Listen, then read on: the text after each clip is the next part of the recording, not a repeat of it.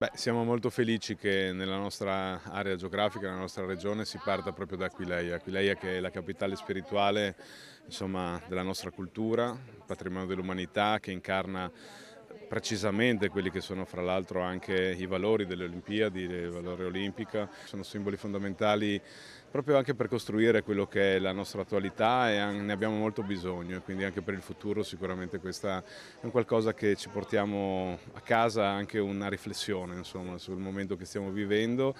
Dopo il tour in Veneto, la fiaccola olimpica sbarca in Friuli Venezia Giulia, prima tappa Aquileia, con Piazza Capitolo che è gremita di persone per accogliere un simbolo fondamentale dei valori dello sport, ma soprattutto dell'unione e della coesione sociale. L'attesa è tanta e si capta con davvero tanta passione.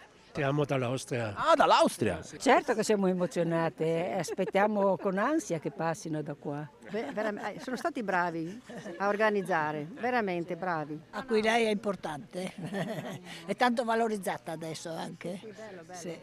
Quindi c'è attesa. Ecco, siamo qua per quello. Una cosa che non è mai, Non capita tutti i giorni. appunto per quello. È un onore per noi per essere qua. Speriamo bene, prima volta che la vedo. È veramente un onore insuperabile. Ed eccola in tutta la sua bellezza, la torcia olimpica di Milano Cortina 2026, che dopo aver visitato gli scavi di Aquileia si appresta ad arrivare a Piazza Capitolo.